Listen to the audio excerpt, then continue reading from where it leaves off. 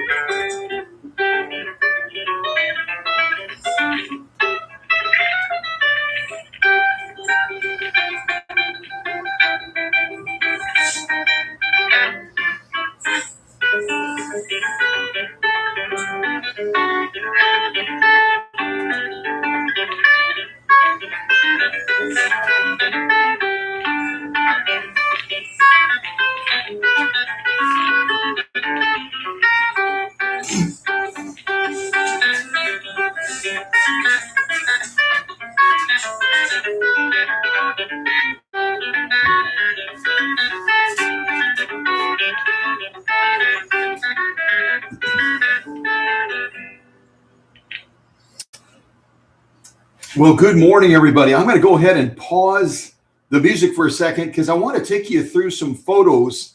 And if Susie's able to, or if someone else is able to go to Facebook, I did 2 posts showing the progress shots that I took this survivor of a Class 66 through.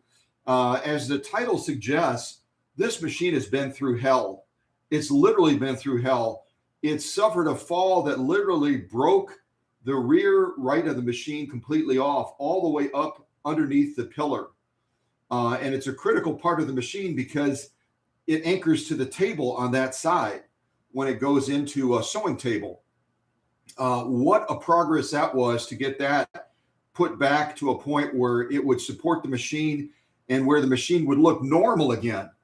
But well before that horrific fall out in Miles City, Montana, Kathy Green tells me a story of this machine surviving a horrific house fire.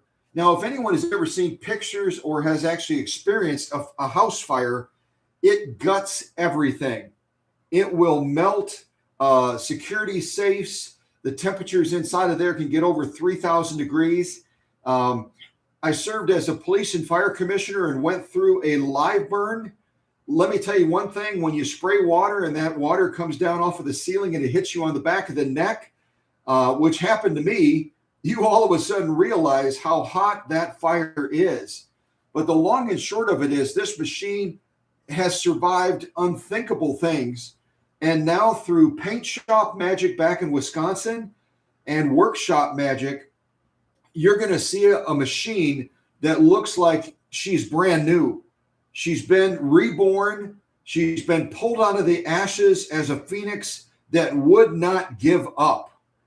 And now we can see a marvelous machine that's going to rejoin Kathy Green and her family out in Miles City, Montana quite soon. And it's like it never happened. And I guess that's the wonder of the workshop, isn't it? We take machines. I guess I take machines. Me and Dr. Singer take machines and we make them look like whatever they've been through has never happened. And I'm so grateful for the privilege and the honor of doing that. To take a machine that otherwise, as our friends in the United Kingdom would say, would end up in a dustbin, would end up in the trash, would end up on the curb, all of a sudden become a treasured piece that takes a place of honor in a home. And everyone talks about the stories of what that machine means, who sewed on it, what was made, and just the wonder of that created piece that has made so many memories, so many memories. And I'm excited to see such a large audience this morning. It looks like we have almost 1,000 people that have come to see the resurrection of this Class 66-1. And through this live stream, we're going to learn that there are a lot of different versions of the Class 66. I'll give you a little bit of the history right now as we're looking at Dr. Singer protecting this treasure that we will soon unveil. But I'm going to show you some of those pictures first.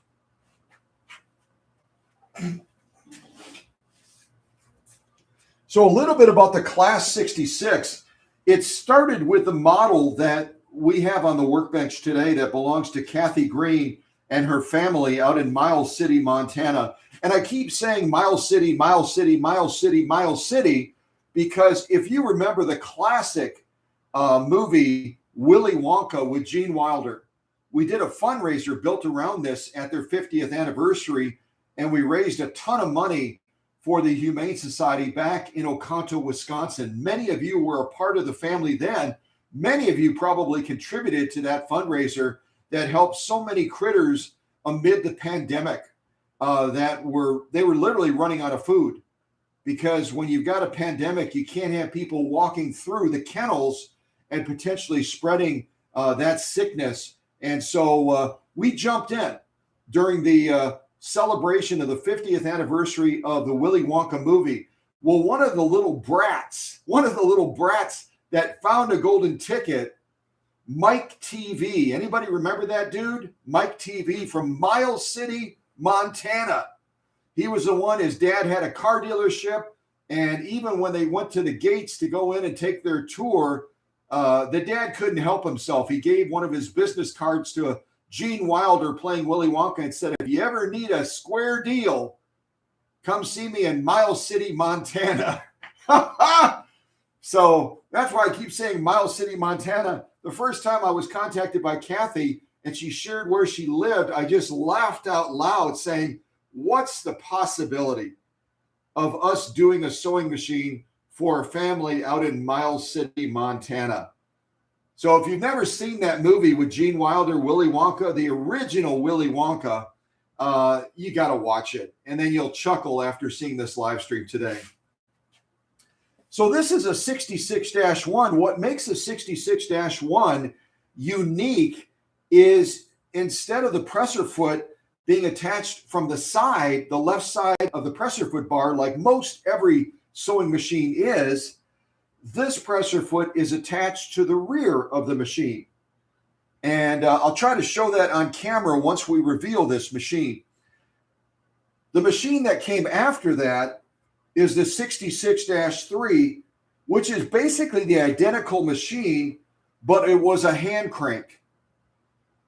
The next machine after that was the 66-4, and that was a rear-mounted motor 66 that had a side clamping presser foot, a spoked wheel, and the screw length was an adjuster screw, similar to what you've seen on some of the other machines where you screw the mechanism in or you screw it out. And that's the same as on Kathy's machine as well. You'll see that in a little bit.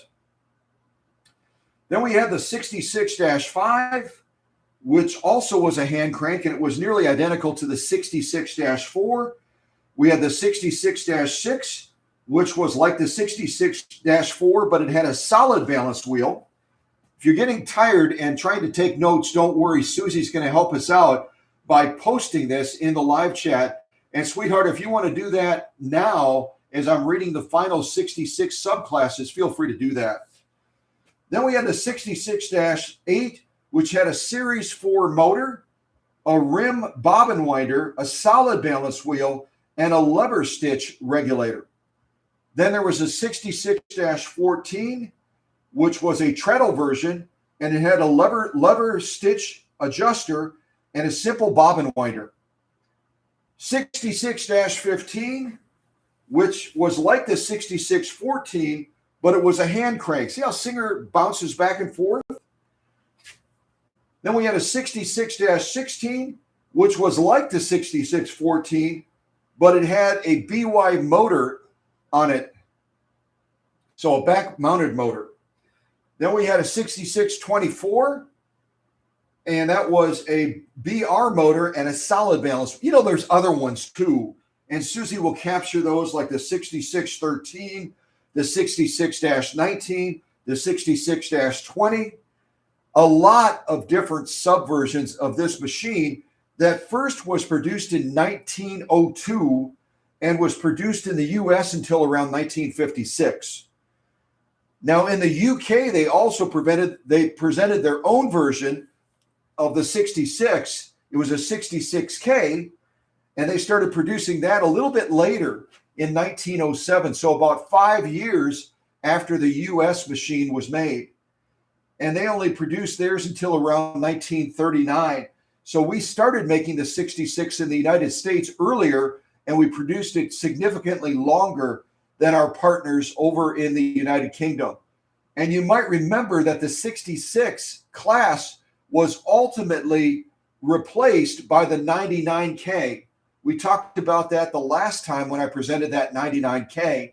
Now, some of you might be wondering, okay, we get it. The 66 was around for a real long time, and then it was replaced, if you will, by the 99K.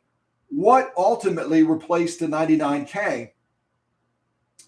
Well, it happened to be the Class 201. And I won't go into a lot of that now, but eventually the 201 came on the scene in 1935, and it was produced until my birthday, 1964, and that kind of bumped the Class 66 and the 99K off of the table, and then the 201 took root. And there's a lot of subversions of the 201 as well that we'll eventually talk about that a little bit. But a lot of transitions of great machines, and they're never forgotten. They're never, ever forgotten, like this 66-1 that belongs to Kathy and her family out in Miles City, Montana. It's going to remain a centerpiece in their family for all generations to come. So I'm going to show you a couple pictures of this machine, and they are also posted on Facebook. If someone wants to pop over to the Cow Country page on Facebook, and post the links for those progress shots. There's two groups of them, about 160 photos. That's only a smidgen of what I took this machine through, but it'll give you a feeling for what the machine went through. It'll give you a feeling. All right, let me try to open my phone up and I'll give you a little glimpse of this. So this is, again, a machine that survived a horrific fire. It was literally burned up in a house, and it survived a horrific fall that snapped the right side of the machine off on the rear of the machine. So after some general repairs, and these are on Facebook as well, it arrived at the paint shop in Wisconsin, which I sadly no longer have access to. I've got to find a local paint shop to do some final jobs on, but the Wisconsin paint shop is no longer available. So I won't be making any more trips back to Wisconsin, which makes Susie real happy. So here you can see the bonding repair that I did on the rear right of the machine, where the rear of the machine was literally snapped off. When the machine arrived at the workshop back in Wisconsin, there was the machine, which was just an utter mess. And the piece was in a plastic bag with a sad face on it that Kathy had drawn on there. I still remember the sad little face. I don't think I kept the baggie, but there it was. Oh, that's Maya. I didn't plan on showing Maya. I went the wrong way. Maya, hi, sweetie. There's another shot of the machine, and I'm just going to go through these quickly because I know that one of the leaders or someone in the live stream is going to end up posting these pictures. You'll be able to see all of them anyway. So there's the first layer of paint after the bonding repair was done to the machine, and a general cleanup was done on the machine. From different angles, you can kind of see Kathy's machine there. And what you have to do when you're painting a machine like this is you have to lay down that paint layer, about 3 layers of it, and then you have to scuff it up so you can lay down a light layer of clear coat. And then after that light layer of clear coat on that scuffed surface is put on, then I can begin the process of applying the decals, which is a real tedious process. Very, very tedious. Especially when you're working on this side of the machine, on the right side of the pillar adjacent to the arm, because there's a bevel shape to it, and you've got to conform a decal that wants to lay flat to a curved surface. It's really quite a booger, quite a booger.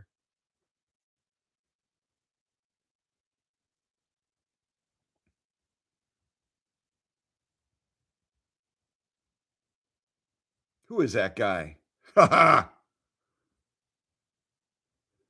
There, I'm having a little bit of a trouble with one moving as I'm trying to position it, so I don't look very happy, do I? I don't look very happy.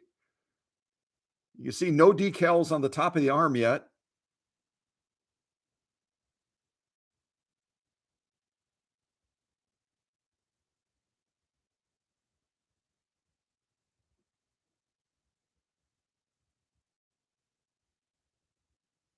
You'll be able to see these on Facebook a lot more clearly, I think.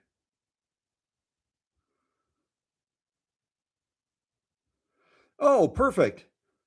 So this is actually the original owner of the machine. Kathy Green sent this to me late last night.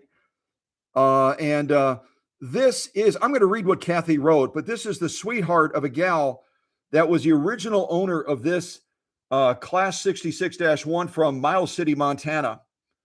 So remember her face. She's just a beautiful gal. And what I'm going to do now is try to go to Kathy's text message, and I'll read to you what she wrote about the significance of this machine.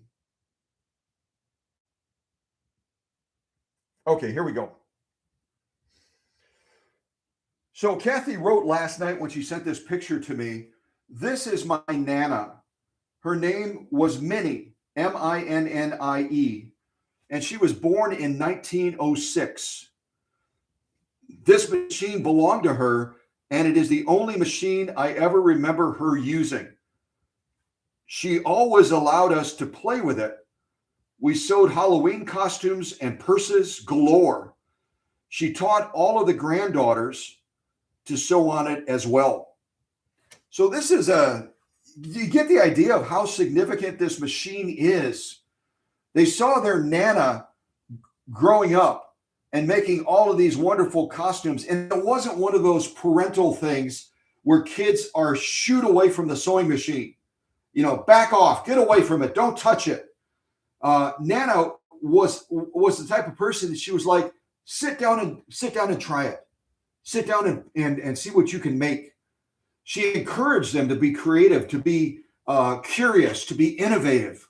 And that's why they so fondly remember this lady, because she let them explore. She let them experiment, which sometimes is a blessing and a curse, but nonetheless, it creates great memories, doesn't it?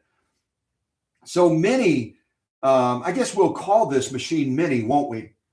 We'll call this machine Minnie because it holds all of those memories of this wonderful lady that created all of these projects and then allowed the kids, including Kathy, to create memories with this machine as well. So amid all of these memories being created, this machine is caught in a horrific house fire. Can you imagine how they felt when they walked through that house?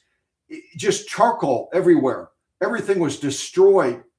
And there stands this machine, incredibly damaged by the fire, not even looking like it had looked before.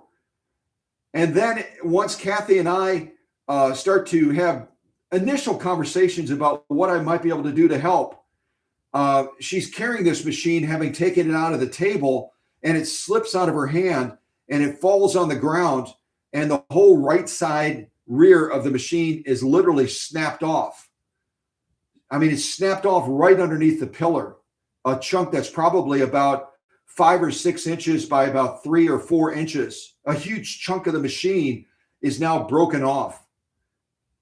She's like, "I don't even know if you can do this, Scott."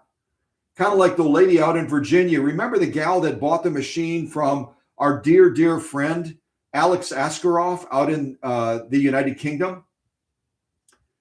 And she was carrying the machine in a bentwood case. It was one of those classic 12Ks. Remember that? Remember that restoration project? She drops it and the whole front of the machine is smashed in. So she does the logical thing. She goes back to Alex and says, "Alex, I'll pay you anything. I'll pay you anything if you can repair this machine." God bless him. He says, "That's not something I can take on. It's not something I am equipped to do. Contact Scott."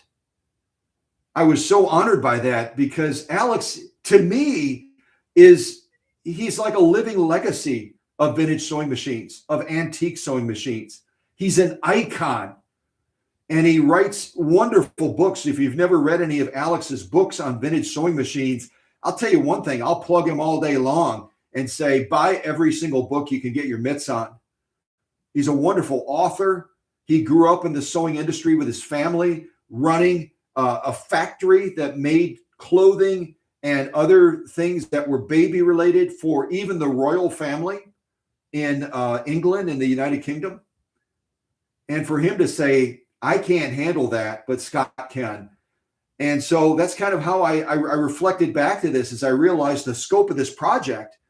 I reflected back to Alex's encouraging words. So here we go. I'm going to see if I can unveil this machine finally for you. and invite you again to please go to Facebook when you have an opportunity and look at these progress pictures. It'll give you an idea of what this machine has gone through. Major surgery, major surgery. And now we see the phoenix emerge from the ashes. We see the phoenix emerge from the ashes. And Dr. Singer, with your permission, sir, I'm going to remove this tote cover and give the folks a first glimpse of this machine that has, it's just a survivor. And now I guess we'll refer to this survivor as Minnie. Minnie that has survived everything and was such a creative force in the family growing up.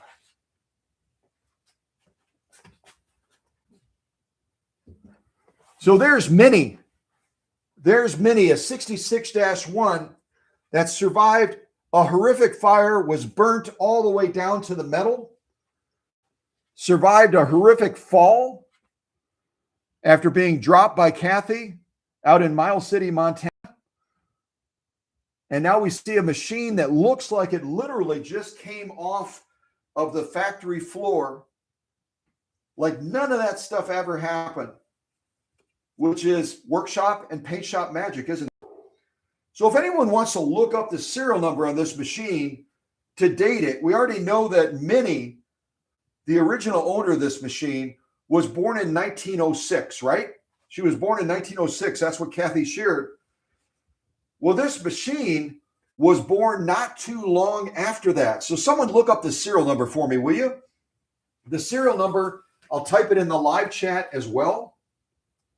Serial number is G402-1216. That's the serial number right there for Minnie.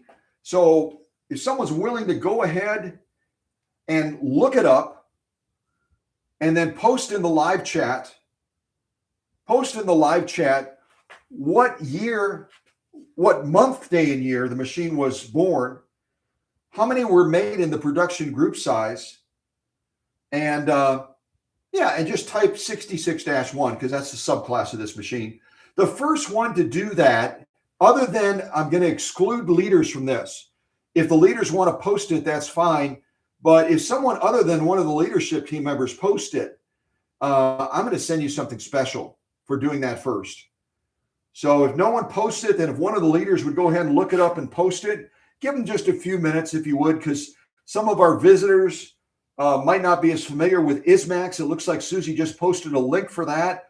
So when you go to ISMAX, you'll look for the G series, and then you'll look for this particular serial number, which take note that it's actually 7 digits. It's not 6 digits. It's 7 digits. So sometimes you can look at it quick and get the wrong date because you look it up assuming it's 6 digits instead of 7.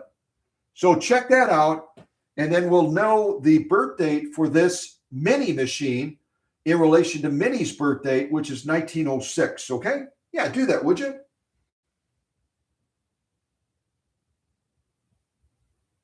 Oh, that's Kathy. Hey, Kathy. Yeah, she is beautiful, isn't she, Kathy? She doesn't look like she's been through the rough life that she has. She's just spectacular. Let me move the camera around a little bit and give you a different angle on her.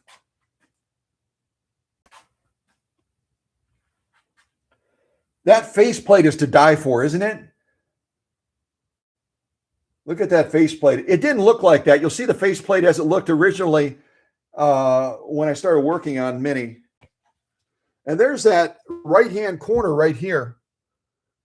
This right-hand corner right here that was snapped off all the way underneath the pillar. And you can't tell now. Now, is it as strong as it was when it was made at the factory? Probably not, but we did everything possible in the paint shop in Wisconsin using a welding material, using a bonding material, and getting it back so that it would be secure enough to mount it to the table. I still would encourage the family to treat it, with a little bit of gentleness, but at the same time, she is ready to go to work. Ready to go to work. See if I can give you a little shot of the back of the machine too.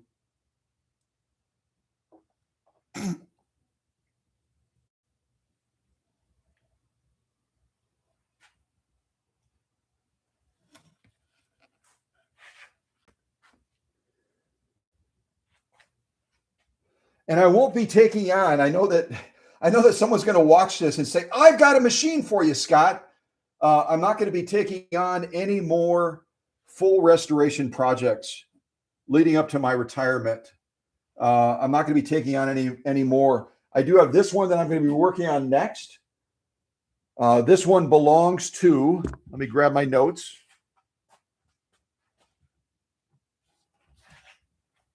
This one belongs to, you have to forgive me, I deal with so many machines, I lose track sometimes. This is interesting. This is interesting to me. I hadn't thought about this. The machine you're looking at right now, the owner, Donna Maloney from Tennessee, but I was in Wisconsin when she mailed this machine to me up in Wisconsin. So I've never met Donna. But Donna says, meet Millie, named after my grandmother who used her for decades to create dresses for me, my mom, and my cousins. I came to have her after my grandparents died in a car accident in 1970. Since then, she has moved with me from Missouri. I always say Missouri because that's what Missouri people say. I moved from Missouri to Ohio, Colorado, and finally here in Tennessee. I never thought she would be anything but a memento in the attic. I'm so excited that you will be able to restore her and that I can then use her to sew for my own granddaughters. She will be a family heirloom for generations. Well, as I explained to Donna, I no longer have access to the paint shop up in Wisconsin. It's changed ownership, and that opportunity, that door open has been closed. But I am looking for a local paint shop that will allow me to do workshop and paint shop magic there for Millie, that belongs to Donna Maloney in Tennessee. But in the meantime, I'll focus on electrical, I'll focus on mechanical, getting the machine sewing beautifully, and then I'll look at what I can find in this area to use paint shop facilities to do the paint work and get her there. If I can't do it, then I can't do it, but I'm going to do my very best. But here we have, on this side of the workshop, we have Millie, and on this side of the workshop, we have Minnie. Millie and Minnie. It sounds like a made-up story, doesn't it? It's kind of fun to say, Millie and Minnie. But I'm so privileged with every project I have an opportunity to do. I truly am. But it's coming to a point in my life and Susie's in my lives where I am going to be taking steps slowly towards retirement. And so with that in mind, realizing the scope of a project like this, I won't be taking on any more full restorations like Minnie or like Millie. I'll finish those up. I'll do the best I can with the facilities that are available here in Kentucky and or Tennessee, and see what we can get done. And then I'll get these machines back to the owners before I hang up my shingle and declare myself officially retired from an industry that has treated me with so much grace and so much honor. I'm so honored with the projects that I've had a chance to do over so many years. And if you didn't know it, sewing is alive and well.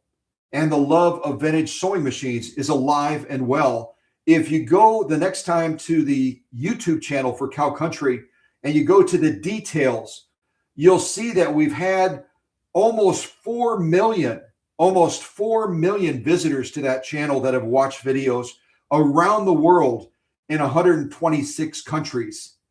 126 countries, almost 4 million people have been on the Cow Country channel watching the videos documenting the legacy that I've created since I established that channel back, I think it was 2009, if I remember right. So the channel will live on. The channel will live on. And I don't want to get all gooey, dewy and all that because retirement isn't right around the corner, but it's coming up. So let's focus now on celebrating this magnificent machine that we're going to be calling Minnie from this point forward. And remembering this incredible lady. Let me go back to her photograph again. This incredible lady that was so daring to let the kiddos sit down with her treasure of a machine, and also created so many treasures with this machine as well. You're going to see in her eyes. To me, as I look at Minnie's face, it's almost like she saw this coming before it came. Like she had a vision. You look at her eyes are so thoughtful. She seems to be so deep in thought. It's almost like she realized that maybe her life was coming to an end, but her life would continue through this living legacy machine that's going to be an heirloom in Kathy Green's family for generation upon generation upon generation. We sometimes get those visions, don't we? We sometimes can see the future. And maybe that's what Minnie's expression is. She's a little sad because she's going to be leaving, but she's going to still be here through this machine. Look at her and see if you get the same impression. Look at her face.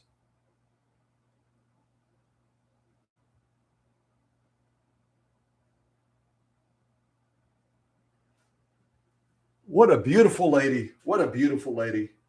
Well, let's do this. I'm going to go ahead and see. Oh, I was going to show you the presser foot as well. So you can see right here, the presser foot screws on the back. And that's what right away, if you're ever out and you look at a machine and you go, I'm pretty sure that's a class 66. But you're not sure about the subversion. If you see this, then that is the only class 66 version that had a rear mounted presser foot like that. So kind of stands out, doesn't it? Well, let me grab the sew-offs. I've got a variety of things I'm going to try to do on Minnie today. I'm going to try a little bit of leather. I'm going to try some denim, a couple layers of that. And then I'm also going to try, basic old cotton as well. We'll just do some stitching off on here. The other thing I'll tell you is that this particular 66-1, and I don't know if someone already looked up the date. I didn't look at the live chat to see if someone already looked up the date and dated the machine. But if you didn't, I'll tell you that Minnie was born in 1915.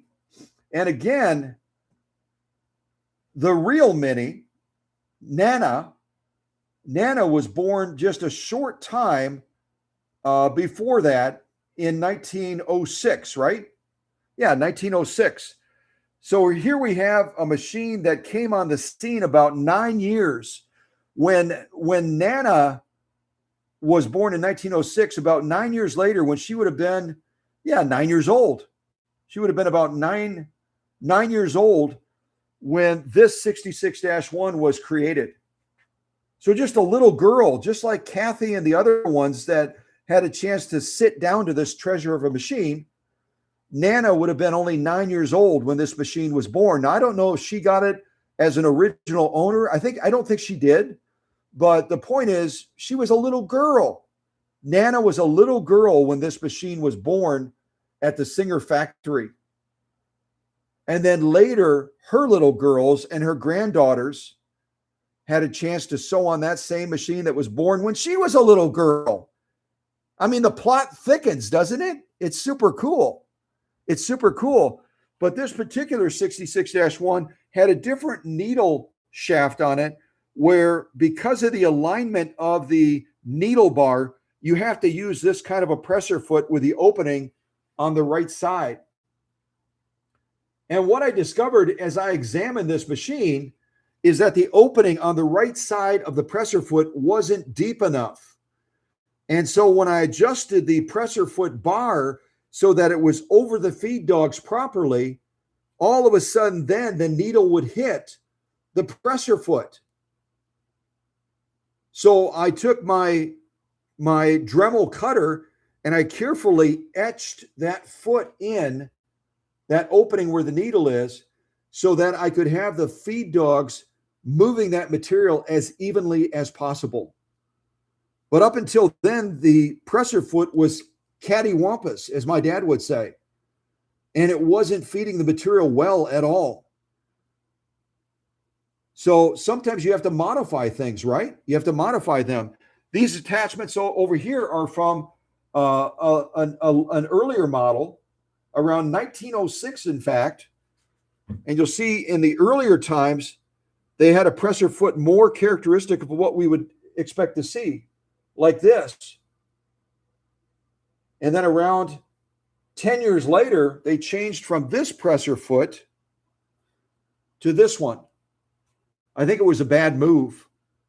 I think it was a bad move making that presser foot movement, because this one is a little bit more challenging to feed material with it, because the surface, look at the width of the surface on here compared to the width of the surface on here. It's very, very narrow, isn't it? And you can't use this foot on this machine because the needle will hit it, even with the adjustments I made to it. But it's a very, very good sewing machine. It does a great job. The feed factor is the only challenge with it because of the presser foot bar that was installed in this machine at the factory, and because of the presser foot that it carries. And these are some of the other adjustments with one of my 66s that come with the machine. If someone wants to take a swing at trying to name them, this one here, this one here. Anyone wants to try to name them and put it in the live chat, I'll send you a special gift. I will. And I don't know what attachments Kathy and her family have. Not that they need them, because I'm not an attachment person either. You know that. But these are some of the attachments that were designed for the Class 66 series. Depending on the needle bar, they might work. Depending on the needle bar.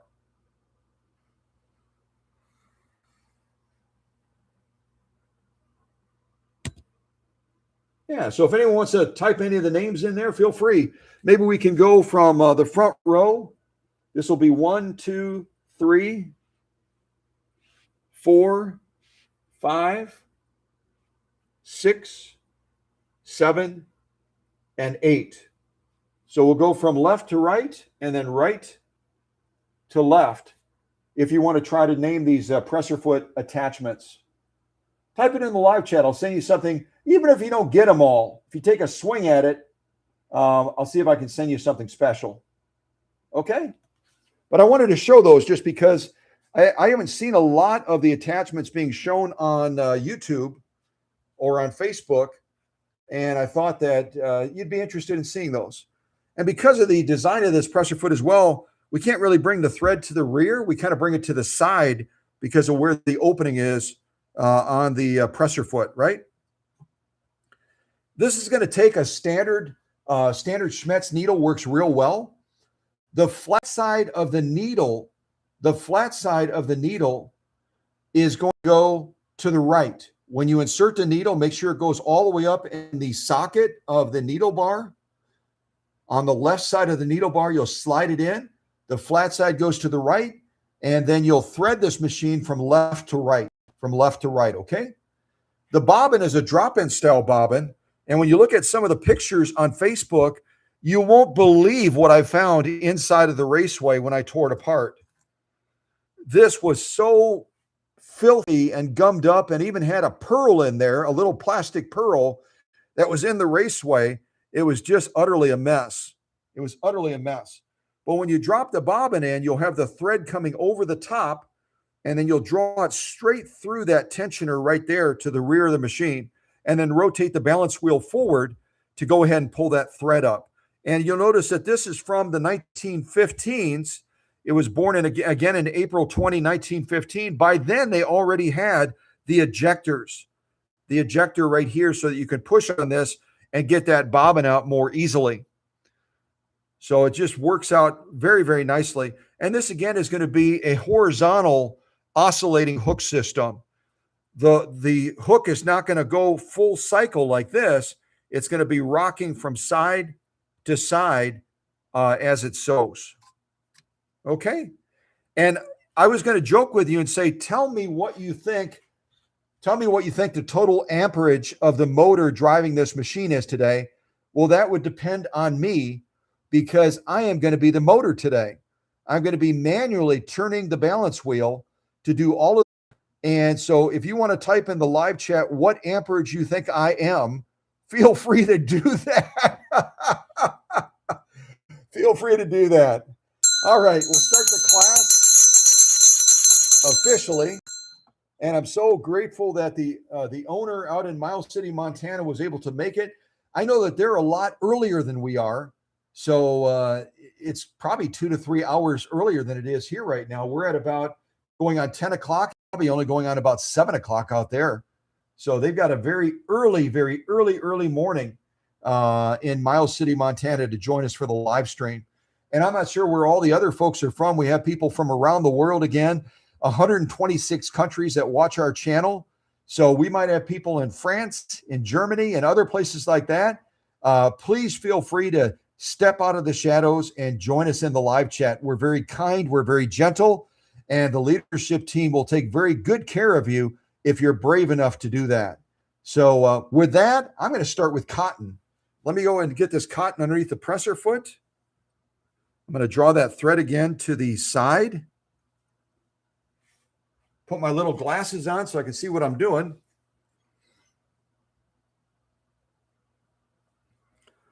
And we'll get our thread in place.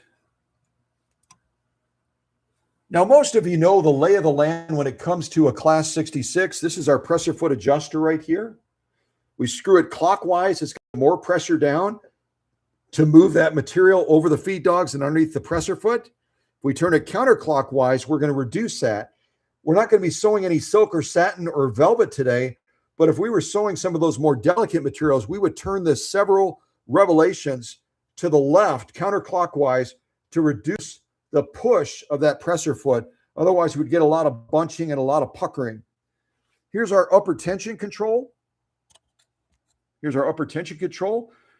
I don't know if I'll have time today, but I've got an extra one of these. Maybe I'll show you how to tear this apart and calibrate it and get it reinstalled again. I won't do it on Mini, but I'll do it on the unit like I did with that one other upper tension unit.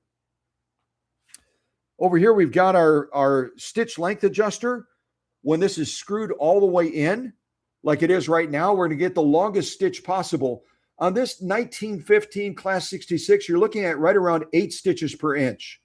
You're not going to be able to get all the way down to 6, especially not with this presser foot design. But 8 inches or 8 stitches per inch is just spectacular. As a matter of fact, I think that's the quilter's preference is right around 8 stitches per inch. And then we've got our bobbin winder right here, which is done with a treadle belt. And it does that pendulum movement back and forth. To engage it, you just push it in. The belt would be coming right behind here. The belt would be coming right behind here. And when you push it in, it presses into that belt and then it locks in. And then when you're done winding, you just push it and it pops back up again. So down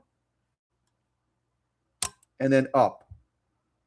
Our clutch is the same as it would be on most of the Singers. You just hold the balance wheel and then turn this towards you if you're going to bobbin wind, and then screw it back and hold this again, screw it back to the rear when you're going to lock it back in place again.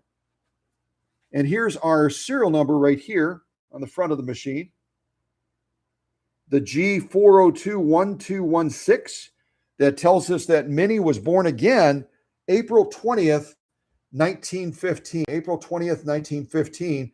And there would have been 50,000 machines in that production group when Minnie was born.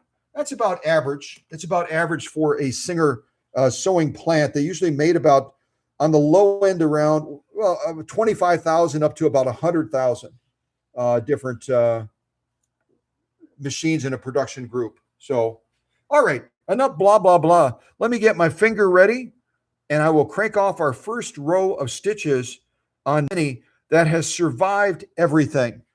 She survived little kiddos that were experimenting with her quite a bit. She survived a fire. She survived a drop. And she probably survived other things that I haven't even mentioned that Kathy might be privy to. But she's a survivor. And now she's ready to showcase her talent through some stitching on a wide variety of materials. So here we go. And I won't put in any music. I'll let you listen to me cranking her as I go. And then maybe I'll put on some music after that. And I've got my microfiber cloth with all the glitz. I should share this before I forget. With all the glitz of what you can see Minnie looking like right now, there's no wax on her, because when a machine is fully restored like this, you cannot wax the machine or put wax on the machine for about a year. Some people argue 6 months, but I would say you don't want to put any wax on a freshly painted, clear-coated workshop magic machine for about a year. And then with a gentle microfiber type cloth like this, you can put a little coat of wax on to protect that clear coat. So to Kathy and her family, no wax on this machine until, when did I get this done? Back in October of 2025. So this coming October of 2026, maybe around Christmas time of this year, if you want to put some wax on her, you can do that. But again, use a microfiber cloth and be real gentle. Be real gentle. She's had a rough life. She's had a rough life, to say the least. So if you didn't know that, if you're into restorations, you can wipe her off with a microfiber cloth now, no problem. But no wax, no wax, no wax, no wax, no wax. Okay. All right, let's get busy. Give Minnie a chance to shine.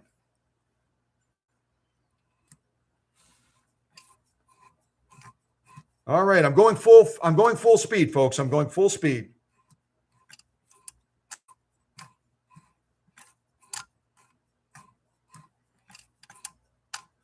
And you notice that little, because of the design of this 1915 66-1, you'll notice when the needle is at the lowest position, there's a double bop, I call it. A double bop that times the machine so that hook can come back around and complete that stitch, create that stitch. So watch closely. When it gets to the lowest point, you'll see kind of a double bop.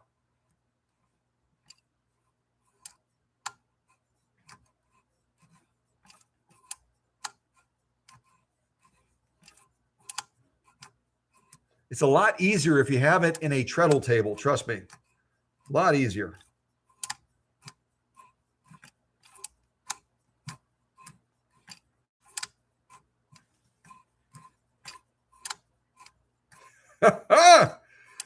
Speed up, Scott, speed up. I should have cut this material shorter. I think I'll cut it shorter when I get done doing this stitch line.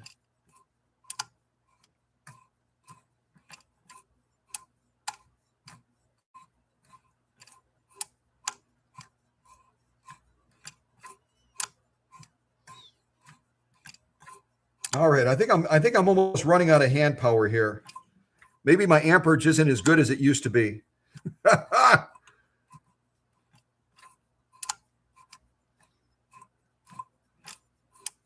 All right, I'm going to stop right there. And again, when you're removing the material, go ahead and pull it to the left so you can stay in line with that presser foot, okay? Pull it to the left. Go and clip those threads. Pull it back to the side again.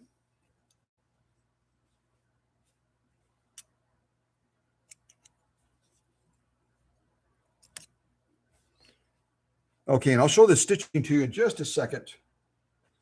So one more thread to clip here. I'm also going to grab my Guggenheim shears, and I'm going to make this a little bit shorter because I'm going to do one more stitch line, but I don't want to have to sew as far down.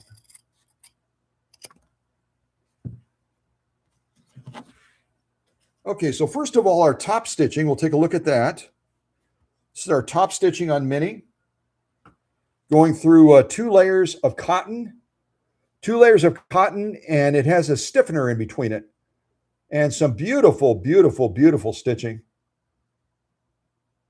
The spacing, the formation, the integrity of the stitch is just absolutely drop dead gorgeous. We'll look at it like this as well.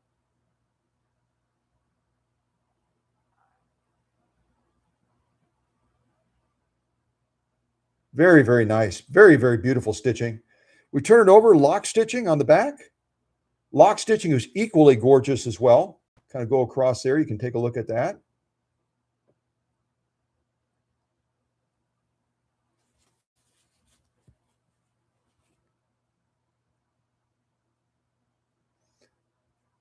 And you can see my presser foot pressure might be a little bit too high. See that slight puckering? That slight puckering right there? That's meaning that my presser foot pressure is a little bit too high for these 2 layers of cotton, but I'm going to leave it where it's at because we're going to be going through leather and might even try multiple layers of leather. So beautiful stitching, but understand that if you get this on the back of your material on the bottom where your lock stitch is, that's an indication that your presser foot pressure is set too high on your sewing machine. Whether it's a Class 66 or another sewing machine, the same principle applies. But absolutely gorgeous stitching. Now what we're going to do is we're going to take our stitch length screw and we're going to make it much shorter now. I'm going to line it up again. Now we're going to do one more stitch row, but we're going to shorten up that stitch dramatically. So you can see the stitch variation that that Minnie is able to do. And she's able to do a lot more than that, but I'm just demonstrating a small part of that. Just a small part.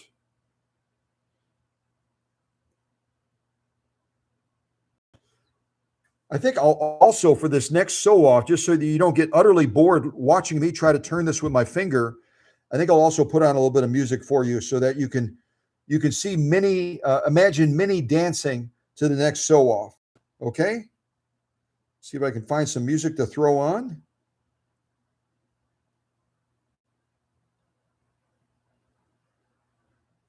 Let's see here. I think I'll put on a little bit of Italian music. I have no idea why, but I'll put on a little bit of Italian music. And I'll also show you, this is our stitch length adjuster right here, right next to this beautiful medallion that I restored. And what we're going to be doing is we're going to be turning it counterclockwise. I'll do it probably about 3 to 4 turns counterclockwise to reduce that stitch length. Here, I'll actually do this so you can kind of see me do it.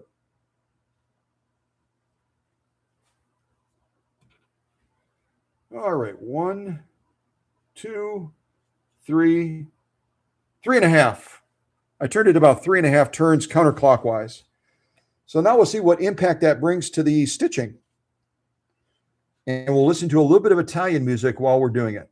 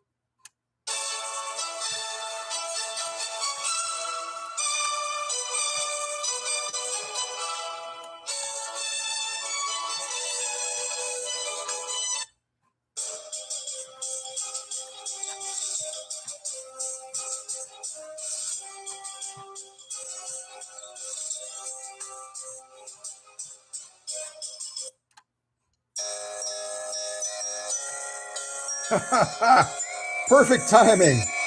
Perfect timing. I didn't know what I was doing that day, but I kept switching between songs. I must have been looking for a particular song or something. So again, I pulled it to the side as I was doing that. Let me go ahead and clip these and we'll take a look at this stitch. That's probably, well, I should do some measurements on this and we'll see how many stitches per inch we're getting. And again, with a thumb screw stitch adjuster, you're kind of swinging in the dark a little bit because you don't know exactly if you're turning it the same length you did the last time. You know, unless you marked it. I've seen some people mark it with like a permanent marker so they know where the 12 o'clock position is, and they'll put another mark where the 3 o'clock position is.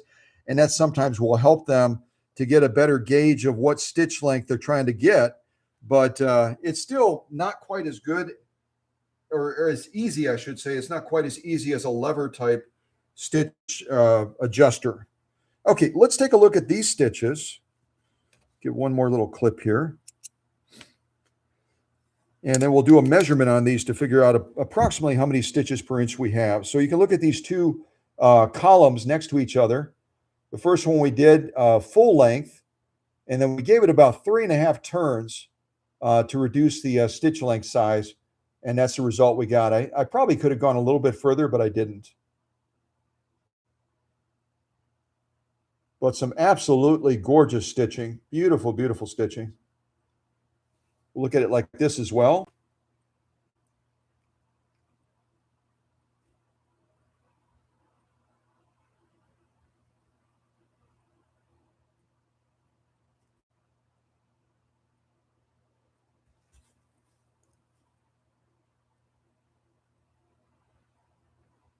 So that's our top stitching. Now we'll take a look at our lock stitching on the back. See how we did there. And it looks like our upper tension might be turned up a little bit high. You can see the stitch row we just did right here is a little bit more pronounced. It's pulled a little bit shorter than the top one. So we might make a upper tension adjustment to change that a little bit. But some beautiful, beautiful stitching with this 1915 66-1. Really, really quite lovely. Look at it like this as well.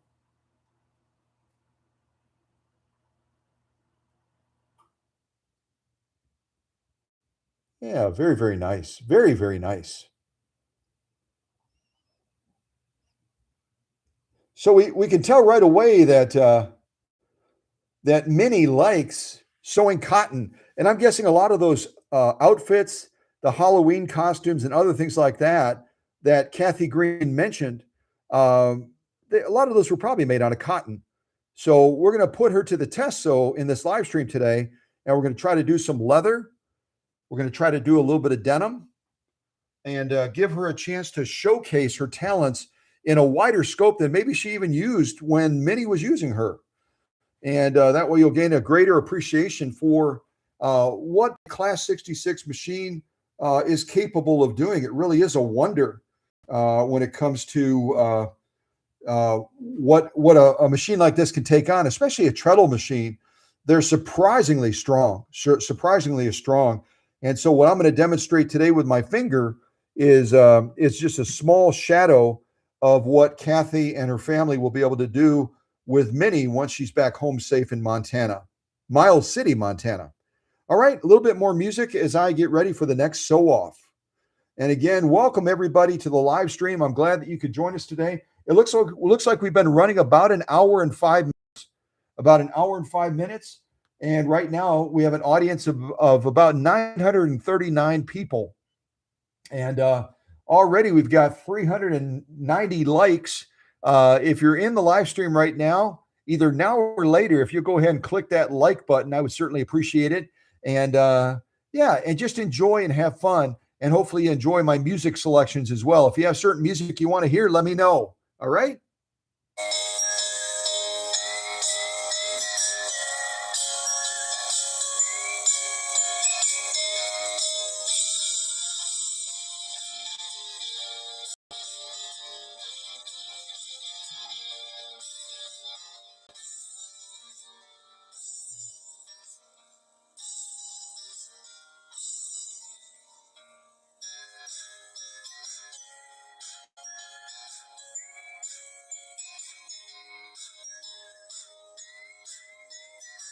I'm going to pause real quick. I was contemplating doing a sew off with a single layer of this genuine cowhide. And then I thought, I don't know if my hand and finger is going to be up to that. So I'm going to do two at the start. I'll go ahead and do two straight away. You're probably looking at almost 8 ounces of leather. You look at that up close. That's a lot of leather to go through, especially turning it by hand. But I'm going to give it a try and see if we can lay down some beautiful stitching. on 2 layers of genuine cowhide, using, Minnie, and, yeah, I don't know if Minnie and her family, when they were growing up, would have used leather or not. Leather was really quite pricey. It is now as well, and some families would have just not wanted to invest in purchasing leather to do sewing, but if they didn't, you'll see it now. So I'll put these underneath the presser foot. I'm gonna go with the grain, the same way, and hopefully I can pull this off and I don't short circuit my my finger or something like that. I'm also going to adjust the stitch length back to full length, and once I send the machine back to Miles City, Montana, I'm going to be sending all the sew offs with it. I'll leave space so that if Kathy or her family wants to try stitching through these 2 layers of cowhide, they can do that as well. All right, let me get that into position. Okay, here we go.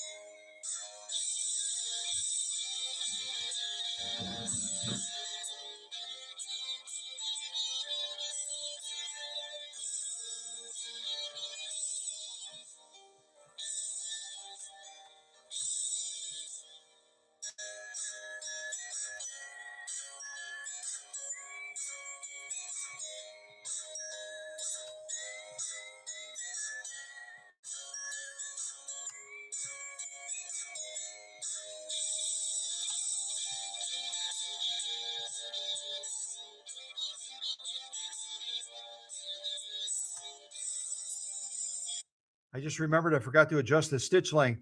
So I'm going to continue sewing at the length that I am. It's going to be that shorter stitch, and then maybe I'll do one more row on this leather with that longer stitch length so we can contrast them and compare them, okay? Oops. All right, here we go.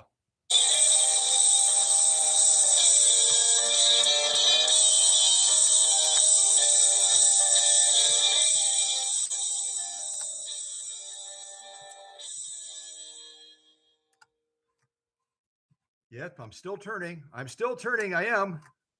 And that's the end of our Italian music. Let me pause right there. So I'll put something else on. I need the inspiration of music right now. I really do. How about we'll put on some Latino royal music. Here we go.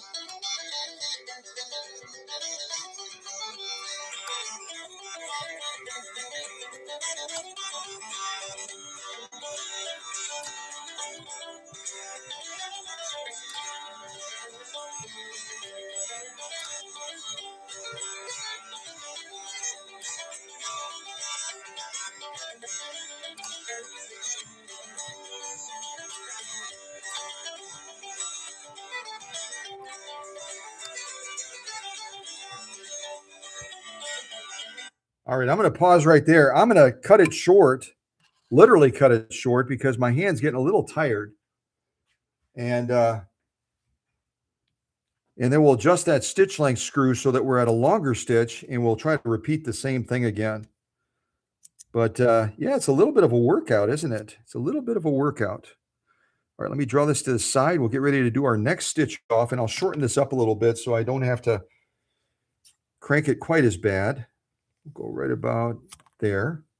And these are, if you've not seen these before, these are the Guggenheim professional tailoring shears. They're fabulous, and I give them away quite often. So stay tuned. I might do another giveaway where you can win a pair of these. These are the 9-inch ones, and they even have an 11-inch pair now. And I think Susie had demonstrated some of these before, but man, oh man, they are razor sharp. And it seems like they get sharper the more you use them. The more you use them, the sharper they get. Okay, so I'm going to put this back in.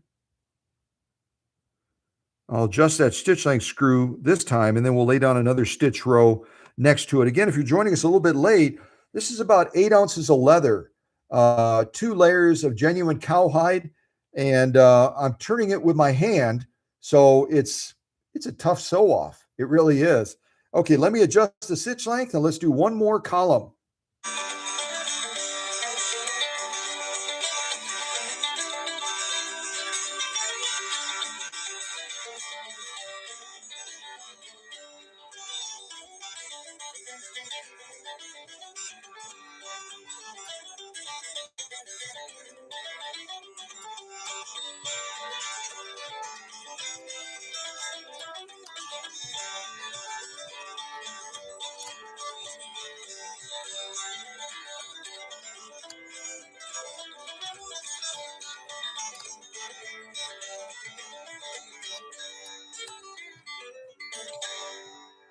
It takes a lot of force to get it through those 2 layers of leather. I'm telling you.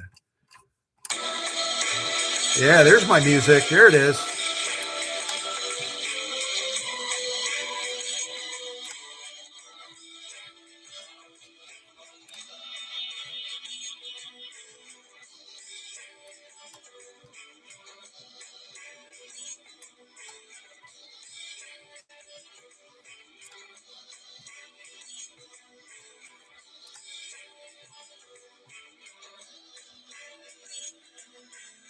All right, I'm gonna pause the music again. So we are going through quite a bit of leather right now with Minnie, and we're not using a leather needle. So in retrospect, since I realized I was going to be doing this live stream and hand turning it, I probably should have used a leather needle. It would have made it a little bit easier, but I'm getting through it just fine. And Minnie is doing just a spectacular job of showing her stuff after having such a difficult life. So we're going to be able to look at these 2 columns of stitching, and then we'll do some other sew-offs after that. So this is our first one, and I can see right now that as I'm looking at these stitches with this longer row, I'll show it up close to you, that we need probably to adjust our upper tension back a little bit. When you get a slight tilting on the stitches like this, when I show it to you up close, you'll see what I mean. When the stitch is slightly tilted, that means that the tension that would pull that into alignment, almost like doing an alignment on a car, that would pull that into alignment was a little bit insufficient. So with this, as we're looking at the top stitching, the shorter stitch, no problem, because the gap point between those stitches is not as great. Let me get up here real close so you can see it. But as you go longer in this stitch, just like with a zigzag stitch, you need more support to pull that stitch straight. So if we wanted to straighten that stitch out on top through these 2 layers of leather, we would turn our upper tension down. Turn it down a little bit, because the top stitching is defined by the bobbin case where the bobbin is inserted. There's an adjuster down there. You've seen that before. So as we're doing stitching like this, beautiful stitching, it's just that we have to make a slight adjustment on tension to pull that stitch so that it's absolutely straight. It's not as apparent when you look at it like this. When you look at it like this, it looks a little bit like it's okay, it's fine. But when you look at it like this, all of a sudden you can see that slight tilt in the stitch. It's very subtle. It's very, very subtle, but to straighten that out, we turn the upper tension down a little bit, and then that bobbin case from down below can pull down and can straighten that stitch out all the way. So we might do that before we do any other leather sew-offs, but considering the amount of leather we're going through and the fact that we're using a non-leather needle, Minnie did just an absolutely fabulous job. It's gorgeous, gorgeous stitching. Get a little bit closer like that. Take a look at our lock stitching as well. I might have to pull it back a little bit. So here's our longer stitch up here. It's a pretty thick nap. There you can see that beautiful stitching that Minnie laid down right there through that nap. And again, it's about 8 ounces of leather. That's like the thickness of a belt almost. It's like almost the thickness of a belt. And she just did a beautiful job. There's our shorter stitch that we didn't look at yet. That's our lock stitching again. And again, look at the leather we went through, folks. Not a light sew off at all. And Minnie did just a fabulous job. Fabulous job. Beautiful stitching. A slight tension adjustment that we could do to take that tilt out of the stitch on the top stitching here. But other than that, wow. Wow. Beautiful stitching. And not bad cranking by Scott either. I'm rating myself probably at about a 3 amp motor or something like that.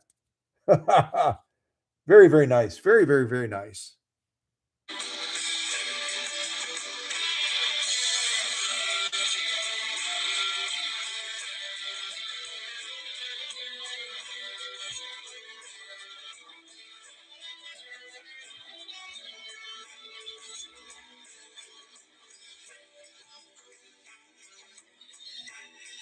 Okay, what I'm going to do real quick, I promised to do this and I didn't do it, is I was going to do a measurement real quick. I'll put these two side by side like this, and we'll do just a quick measurement using my mechanical caliper. And I did just mail some gifts out to winners.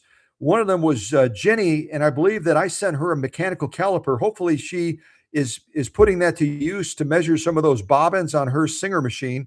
She was concerned that some of the bobbins that she got were maybe not up to spec. So I've got it set on 1 inch right now. Kind of see that in the shot. I've got it set on 1 inch. And now what we're going to do is we're going to see how many stitches per inch we're getting on this cotton. Set it like right about there. 1, 2, 3, 4, 5, 6, 7, 8 stitches. 8 stitches per inch on the cotton on the longest setting. And then when I adjusted it about 3.5 turns, we're getting, hold on a second. 1, 2, 3, 4, 5, 6, 7, 8, 9, 10 stitches. And that's exactly what I would expect. That's exactly correct. On the cotton, on the longest setting, we're getting 8 stitches per inch, exactly what I told you earlier on in the live stream that I would anticipate based on the machine, the year that it was made, the needle bar, the presser foot design that we're using, etc. So this is spot on. I'm going to move that to the back. And now we'll see how we did on this leather. Leather is a little bit more of a challenge. We'll see if we did just as well with the leather. So I'm going to put it at the bottom of that stitch. And then I'll count it off. 1, 2, 3, 4, 5, 6, 7, 8. So on leather, sewing 2 layers of leather, we gained an extra stitch, or we lost an extra stitch, I should say. Instead of having 8 stitches per inch, on the leather, 2 layers of it, we have 9 stitches per inch at the longest setting. And that again goes down to feed, doesn't it? It comes down to feed factor. How well that material is moving over the presser foot, or moving underneath the presser foot and moving over the feed dogs. So in this instance, instead of having 8 like we did on the cotton, we have 9, which tells me probably on the shorter stitch, we're probably going to have 11 instead of 10 stitches per inch approximately. Let me see. So 1, 2, 3, 4, 5, 6, 7, 8, 9, 10, 11, 12, 13. Actually, we have 14 stitches per inch on the longer one, but that's, again, with the screw-in type adjuster, I must have turned it probably a little bit further than I did on the cotton. So that's really a non-issue. This is something we can count on because when you have it screwed all the way in, it's screwed all the way in. And we did really well on the leather considering the thickness of it and that it has to move over those feed dogs with the system that we have. We only got 9, but that's still really, really good through that much leather. So I hope that's helpful. And if you have a mechanical caliper, you can do that. You can measure stuff like that and know right away how many stitches per inch you're getting on your sewing machine, no matter what the sewing machine is. Yeah.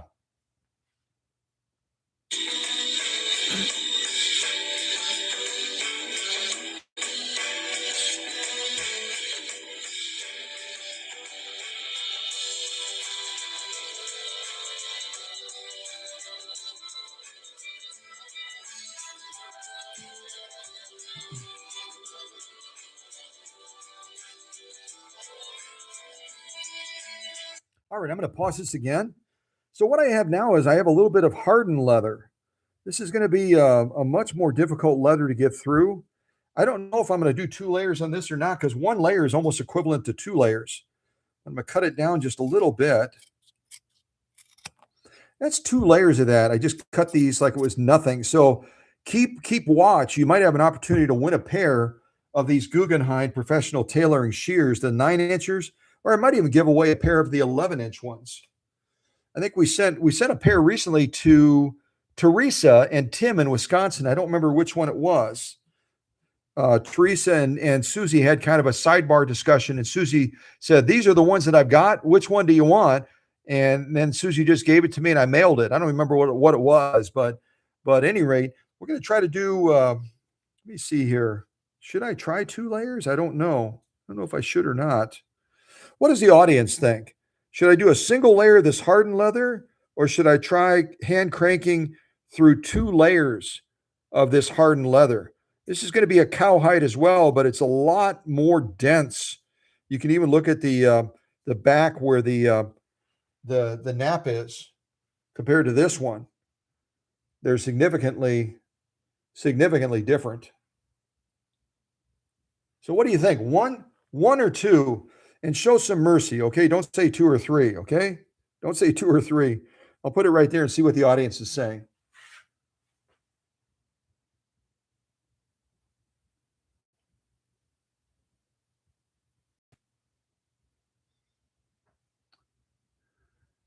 See something about black side. Black side. Are y'all talking about bobbins? Because if you're talking about bobbins, those would have been bobbins that were made during the war, World War II. A lot of those bobbins were black.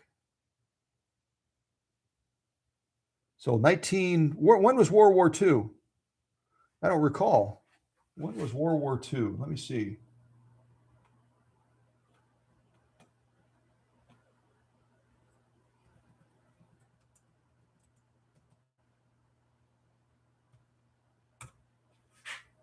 Yeah, 1939 to 1945. And it was because of the availability of metal. They had to use different types of metal. They had to use different types of metal to make the bobbins because metal is always scarce when they're having a war. And the way things are going in the world right now, we might have a. I hate to say this. But the way things are going in the world right now, and the way President Trump is making a lot of enemies of people that used to be our allies. And I'm not going to get on the soapbox for very long, but I'll just say that we could be facing another world war in our lifetime if things continue going the way they're going. I hope we don't. And I hope we don't have black bobbins as a result of it, but you never know.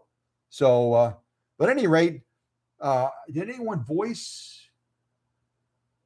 No one voiced an opinion, so I'm going to be a sissy and do 1 layer of this. I think I'll do 1 layer of this hardened leather. And I'm only going to do the longer stitch. And I'll put on a little bit more music to inspire me. Also, I'm going to get a drink of tea as well, I think. All right. Well, I'm glad you all are enjoying yourselves. I'm so grateful and glad that the owner is here as well, Kathy King from Miles City, Montana. I've never met these folks, but they just, seeing a picture of Minnie and learning about the family history. I would love for Susie and I to take a trip out to Montana sometime and get a chance to meet these folks. Wouldn't that be cool? We've got so many people, and that's part of the reason I'm moving towards retirement. We've gotten invitations from people around the world. People around the world say, "Come visit us. Come visit us. Come visit us in Sweden. Come visit us in Switzerland. Come visit us in Germany. Come visit us in Austria. Come visit us in New York. Come visit us in California." Susie and I are hopefully, Lord willing, going to be doing a lot of traveling when I officially retire. Yeah, a lot of traveling.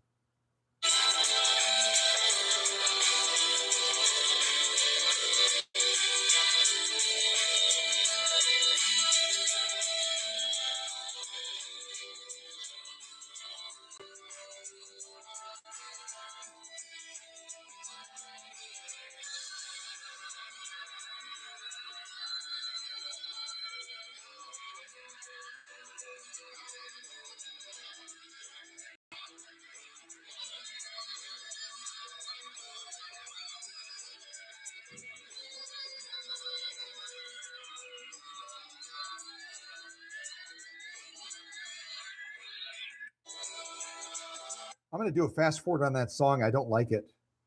It's a little bit, yeah, it's a little too grindy. It's a little too grindy. Let me see if I can find some different music.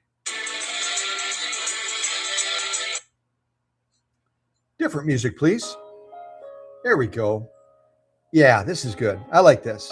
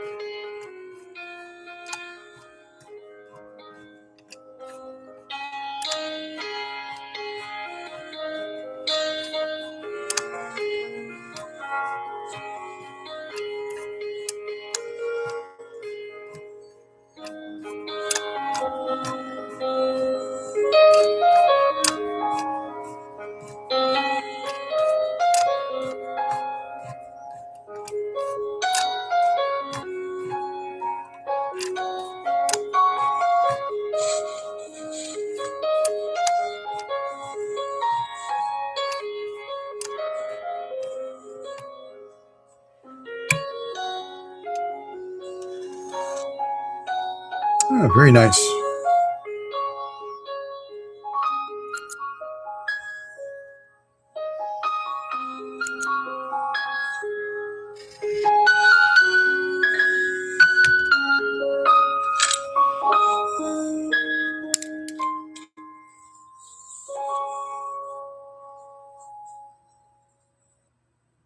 Yeah, I enjoyed that music a lot more. I don't know, but some of you might like that grainy music, that grindy music, but that was kind of distracting me a little bit. So here's our top stitching going through a single layer of this hardened leather. I've got to get my hands straight. There we go. And even though I made a real subtle adjustment to that upper tension so the bobbin case could pull down a little bit more, it helped a lot. But there's still just a very, very subtle tilt going through this, which I'm not surprised about. It's a hardened leather. It's a lot harder to get through this stuff, especially using a non-leather needle. But the stitching is absolutely gorgeous. Let's look at it like this as well.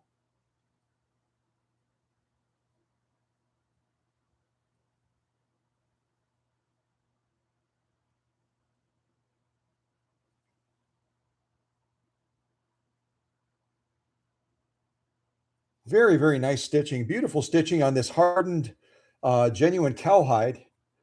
I'm going to go ahead and flip it over. We'll take a look at that lock stitching now. See how we did there? Yeah, very nice. We have to be careful about adjusting that upper tension because going through leather like this, we're going to need a little bit more pull from that upper tension to define the lock stitch, but we're doing great. I've got this upper tension calibrated with a little bit more take-up spring swing, and it seems to be helping a lot. I'll show you what that looks like on the machine real quick.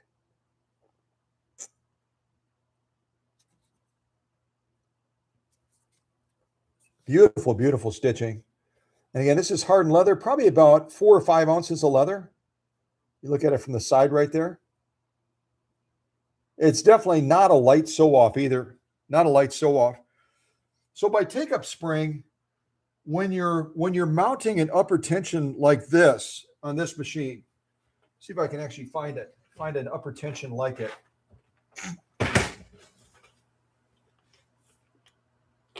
Thought I had one. I thought I saw one. These are some of my goodie boxes with all my extra parts and accessories that I need for different projects. I think I see one right there. I see one right there.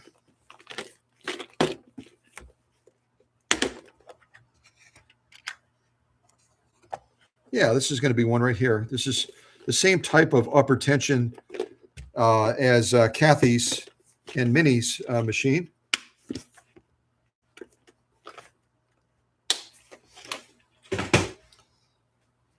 This one doesn't have a pin in it, but that's okay. So when you're setting one up, this is going to have a slightly different take-up spring. This would be designed more for a class 27 than a class 66. But when you're adjusting this and you're putting it into the machine, when you're adjusting this and you're putting it into the machine, you have to decide, because it's the set screw on the side, on the inside back of the faceplate that's going to hold it in place is going to screw in right here and hold this in place. So you've got to decide where you're going to position this spring when you put it into the machine. Are you going to put it at the 9 o'clock position, 10 o'clock, 11 o'clock, 12 o'clock? And depending on where you set that, because it's going to be swinging down like this in the sewing process, will give you an edge in defining that lock stitch without having to turn the upper tension up too far. The more swing, the more it's going to be pulling that thread to tighten that lock stitch. So when I slide this into the machine on Mini, I have it set right about at the 11 o'clock position, like this, right about at the 11 o'clock position. You can see right here, here's the top of our swing. And in the sewing process, it's going to be swinging up and down like this. Up and down, up and down, up and down. If you set it down too low like this, say at the 9 o'clock position, you're going to be struggling with maintaining stitch quality on the lock stitch, even if you turn your upper tension all the way up. So make sure as you take this apart and you clean it, I'll demonstrate that in another live stream. So you take it apart and clean it. When you reassemble it, make sure that you set that take-up spring at a high enough level that it's going to accomplish what it needs to do in defining that lock stitch. Otherwise, you'll have this cranked all the way in. The other thing is when you disassemble it, make sure that you take that spring right there you can see. There it is. Make sure you take that spring right there that you can see. You can eventually see it. There it is. That spring right here behind this tension knob, and you stretch it out very carefully. Over time, metal like this is going to get compressed, and you'll have to take it out. I'll demonstrate just that part of it in this live stream. I unscrew this.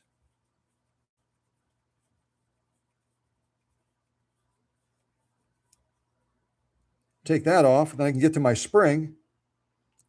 This one's not too bad off, actually. This one's not too bad off at all. But what you'll do is, assuming it's not too cold in the space that you're working, what you'll do is you'll take this and you'll take the widest screwdriver you can find, like this one. You set it at the lowest point you can on the spring. You take an equally wide screwdriver, slightly higher up, so that it's almost like an L. See how it's like an L? And then you'll very, very carefully spread that spring apart just a little bit. I usually put my thumb on top, but it makes it harder for you to see it.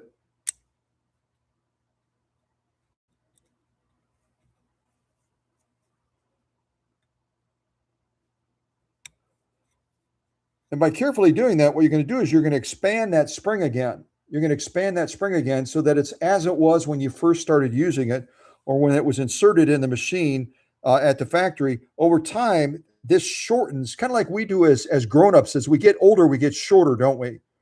As we get older, we get shorter. as a spring is used more and more and more in a machine, it gets shorter and shorter and shorter and shorter and shorter like that. And you have to re-expand it so that it can do its job of maintaining that upper tension. And I found the best method for me is to use 2 screwdrivers and just carefully stretch it out a little bit to give it more of that height back. And then it'll do its job much, much better in that upper tension unit. Okay? Yeah. Couple tips there. And cleaning it is, you know, we'll cover that in another live stream. Cover that in another live stream.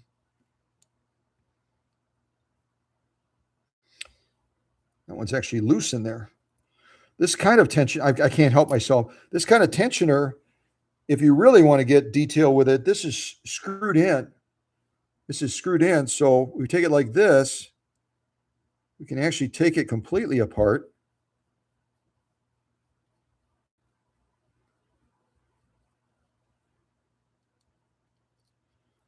And we can actually get in there and clean all of this. See that?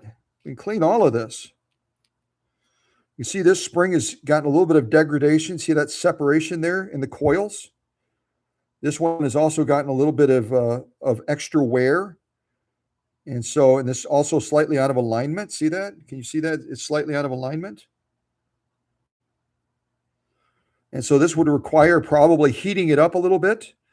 And we would get it back to a point where that coil stack is much tighter. And then we would adjust this very carefully to bring it back into alignment as well. And what I usually do when I'm doing something like that is I'll use a small torch like this. It gets to about 900 degrees. And it'll actually heat up the metal very carefully. And that'll allow me to compress it back down again. And then also adjust this spring so it's in proper alignment. I'm not going to demonstrate that now, but that's what I would do if I had this machine in and I had to repair this spring, which is grossly out of alignment right now. It's not going to be swinging true when it's going up and down like this. So, at any rate, quick little glimpse of what we might do in a future live stream. Now I got to put this booger back together so I don't lose anything. Yeah.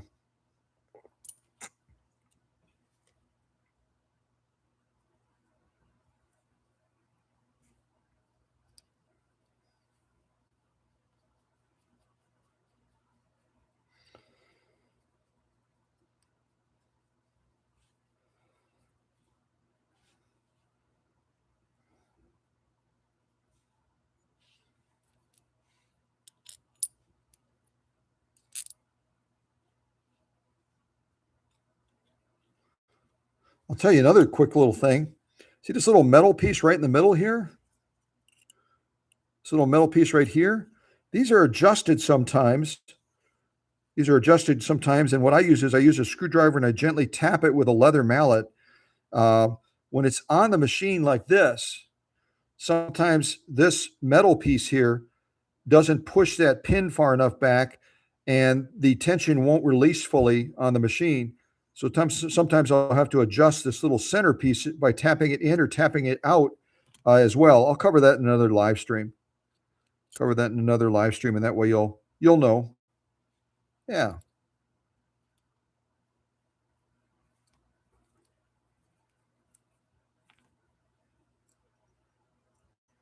Okay, enough of that. Let's go ahead and do another sew-off. I'll see if I can put a little bit more non-crazy music on.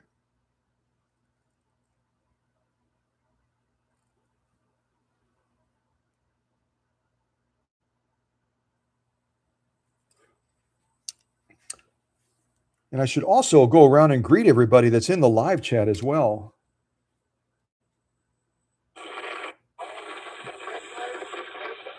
That's that United States Marine Corps one. Let me see if I can get past that.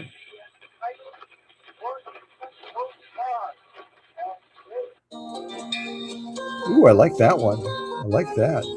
Ooh, yeah. All right, let me pause that. All right, I'm going to go through real quick and just say hi to everybody because I haven't done that yet.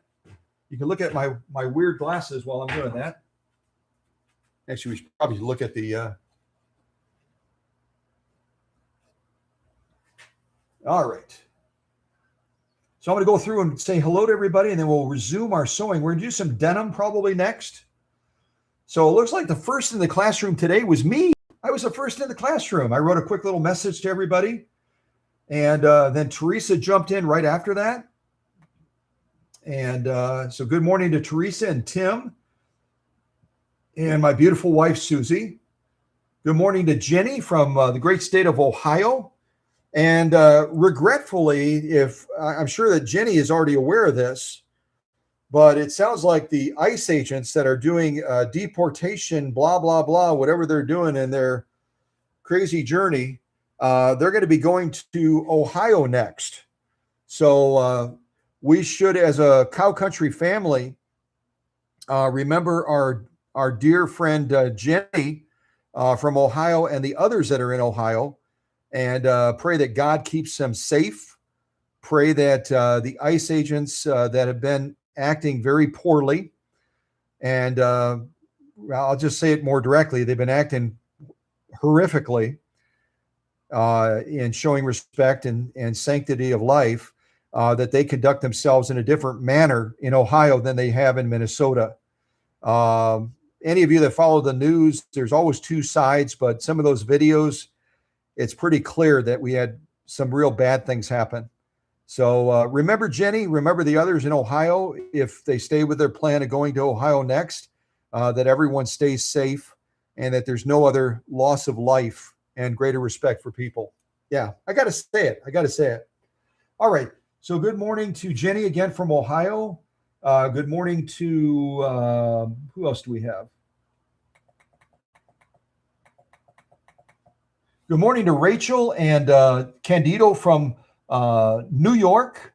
I'll just say New York. I know they're from a suburb of New York. They're not from New York City. And I hope Candido and Rachel are having fun with their Swedish beauty out there. If you didn't see that live stream, they have a Nordic Husqvarna Model 21. The first I've ever seen in all of my years of doing this. So hopefully they're having fun with that very rare, very, very rare Swedish beauty. So good morning to Rachel and Candido out in New York. And let's see. Clicking. Good morning to Kathy Green out in Miles City, Montana. Great to have you here. It looks like we have GP Old Marine Shop. GP Old Marine Shop. Cool. Great to have you here. I don't know if you're new or if I don't always look at the live chat, but it's wonderful to have you here. Let's see who else. I'm still clicking. Y'all are doing a lot of chatting, which I love to see. I love to see the chat. Rachel and Candido typed a statement at some point. They said the engine is so quiet. Yeah, it is. I should make more groaning sounds or and then you'll be like, turn that motor down. All right, who else do we have? Still scrolling.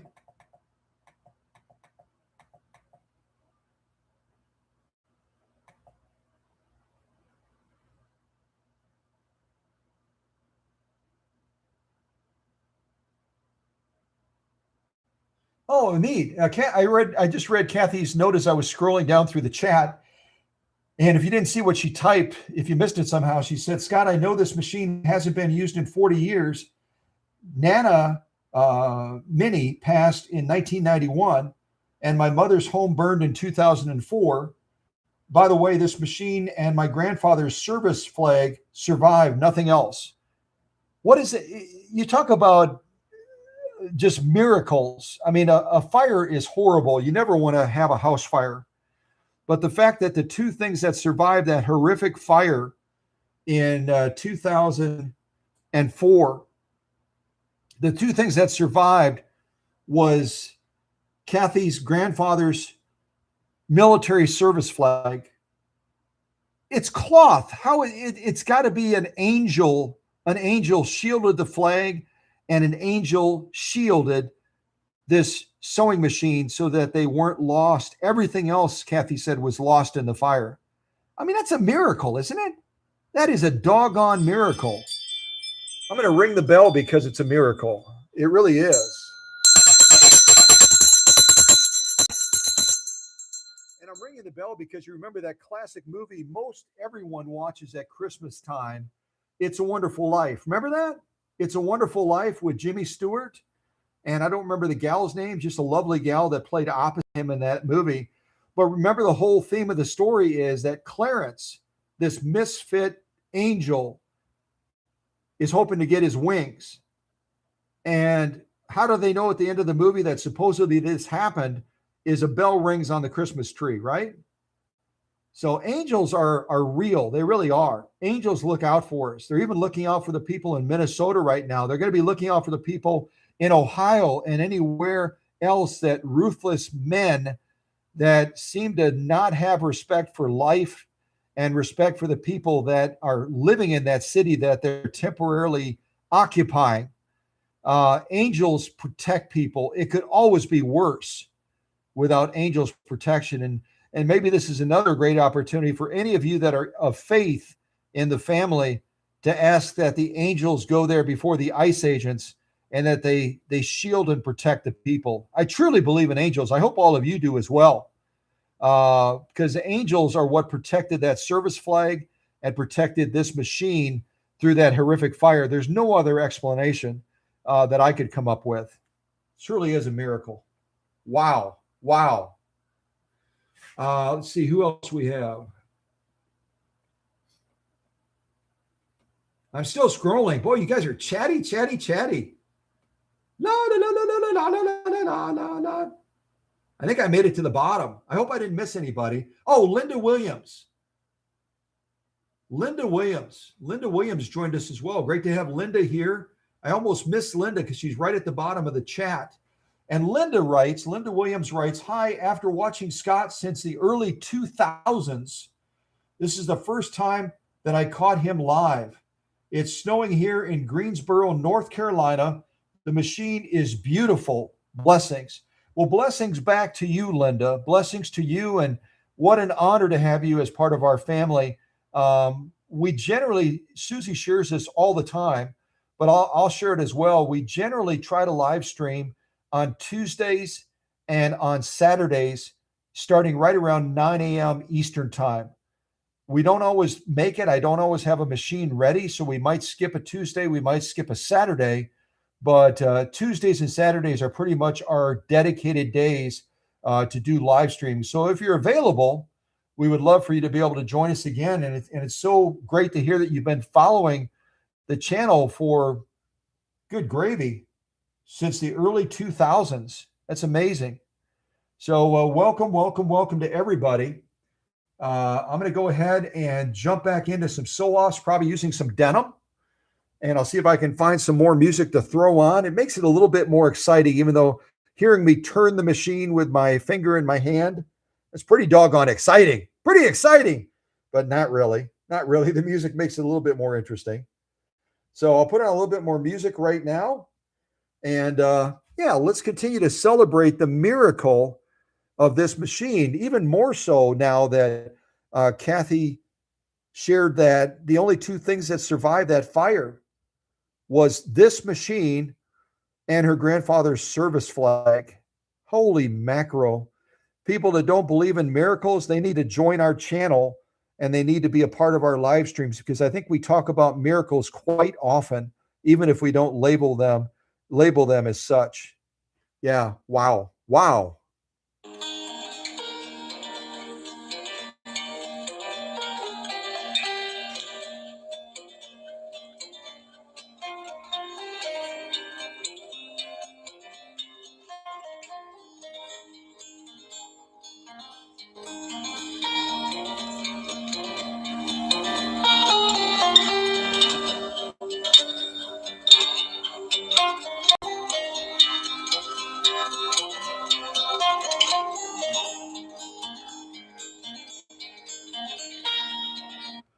All right, what we have here is 4 layers of heavy-duty denim. 4 layers of heavy-duty denim. Again, we're if I didn't mention it yet, which maybe I didn't, all I said is we didn't have a leather needle. We're sewing with our standby Schmetz 9014 universal needle. And we're sewing with our standby Coates and Clark dual duty XP thread. So we don't have any fancy setup. We've got basic thread. We've got a needle that really is the most popular needle that Schmetz sells, and I think we've had a hand in that because I've talked for years and years and years about Schmetz needles. I've talked for years and years and years about my go-to needle, the 9014 Universal, and guess what? It's now the most popular needle that Schmetz sells. Period.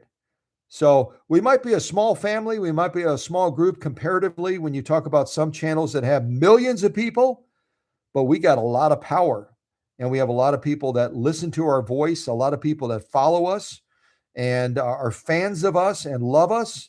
And yeah, so let's continue to influence the world in a positive way. And we'll try these 4 layers of denim, see how we do.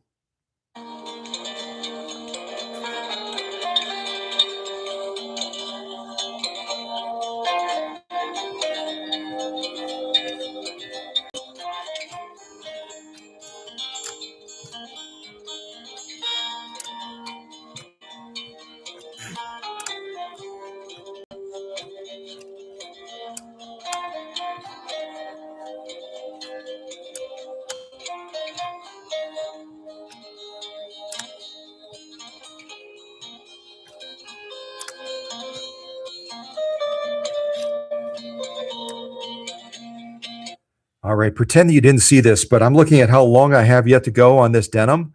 I'm going to shorten it just a little bit. So shield your eyes and pretend you didn't see it. Yeah, yeah, yeah, yeah, yeah,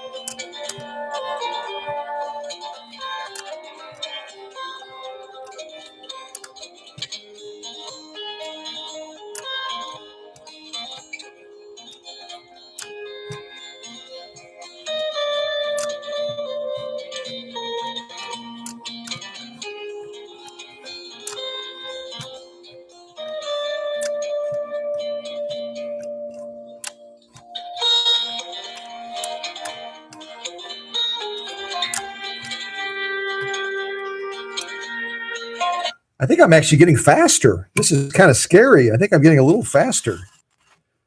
Maybe I think my hand has gone numb. I think my hand has gone numb and I'm like, oh, I can't even feel it anymore. I'm just going to keep going. Oh my goodness. So 4 layers of denim. It's not a light sew off. It's probably the equivalent of going through a seam or a cuff on a pair of jeans or something like that. That's probably going to be around four layers or approximately 4 layers, something like that. So we'll take a look at these stitches and we'll also do a measurement as well. We know that when we sewed the leather, we ended up getting 9 stitches per inch instead of 8. We got 8 inches per stitch on the cotton. We got 9 inches per inch on the leather. And we'll see how we do with 4 layers of denim.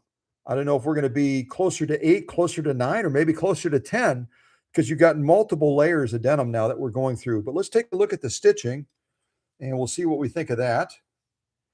So our top stitching here, we'll take a look at that first. There it is.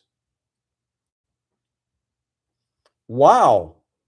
That is some beautiful, beautiful stitching. I'm guessing that many would have been doing a lot of sewing on denim as well, mending things and doing repairs for the kiddos. And we've got some beautiful, beautiful top stitching, beautiful alignment on the stitches as well. There's no tilting. There's no gapping. It's just a lovely, lovely stitch. Let's look at it like this as well. Trying to position my hand so we can look at it. Those are gorgeous, gorgeous stitches. And I'm guessing between cotton and denim, cotton and denim probably would have been the most common materials that Minnie and the kiddos would have been sewing on. And that's just an absolutely lovely, lovely stitch on these 4 layers of denim. Let's turn it over, look at the lock stitching. Go ahead and pull this a little bit. We'll look at the lock stitching as well. Wow. Ha ha! Minnie's like, I'm just getting warmed up, buddy. Stop whining about your hand going to sleep and just turn me. Turn me, turn me. Ha ha! Yeah. She's doing a beautiful job. Look at her. She hasn't been used, from what Kathy said, in about 40 years. And I could tell that when I went through and we had a spa day together. Yeah, she needed a major spa day. You can look at those pictures again on Facebook, and you'll gain an appreciation for, if a machine sits unused and has gone through a fire and everything else that Minnie has gone through, she deserves a spa day. Yes, she does. But beautiful lock stitching, beautiful top stitching as well through these 4 layers of denim. So I'm going to throw this to the side. I'm not even going to do the short stitch. We'll do probably one more. We'll probably do like one more sew off on leather. And then I'll be wrapping up this live stream. We've been running about almost 2 hours. And that was my goal in presenting Minnie, was to run around 2 hours approximately. So we will, we'll go ahead and finish off a couple more sew offs, and then we'll wrap up this live stream. All right. How about a little bit more music? Music.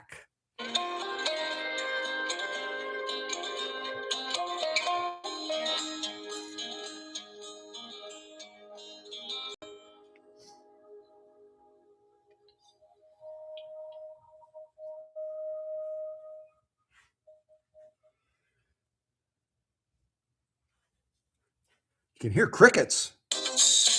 Not anymore.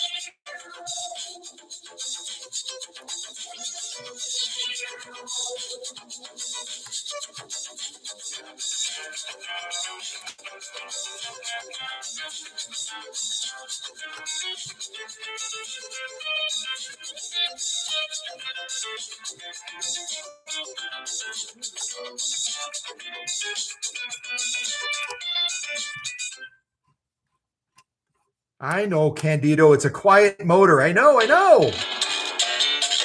Oh, yeah. Oh, yeah.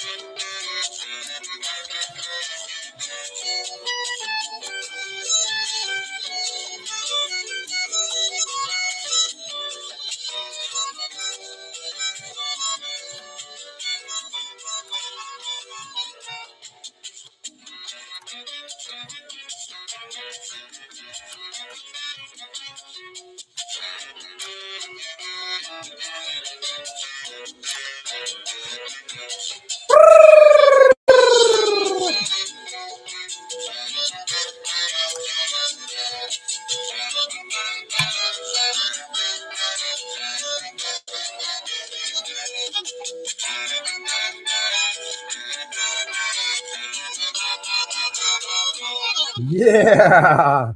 I don't even can hear me. I couldn't help myself. Oh, come on. Don't slow us down.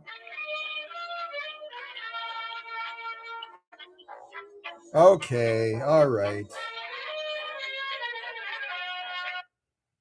I like that faster music. I don't know about you all, but I love it. I'd love to learn how to do this. Is it called a salsa dance or something?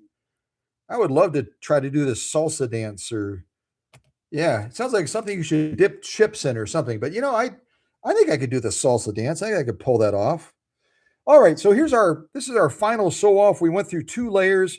This is an Italian style leather. Kind of look at it from the side.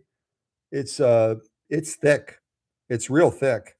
And we sewed it again with no benefit of a leather needle. I'll kind of pull these back. We'll look at the stitching through these 2 layers of Italian style leather. Once I get the camera hand in the right spot, there we go. And through these 2 layers of leather, it's a little bit more of a dense leather, kind of like that hardened leather. You'll notice barely, barely, barely, barely, barely, barely, barely a little bit of a tilt on the stitch. How do we fix that? We turn the upper tension down just a little bit, but it's barely noticeable. And it wouldn't be there probably if we were using a leather needle. So the adjustment might not even be necessary. But let me tell you, folks, Minnie is ready to have fun out in Miles City, Montana. Look at that stitching through leather, through denim, through cotton. I mean, she can do anything. She's a survivor.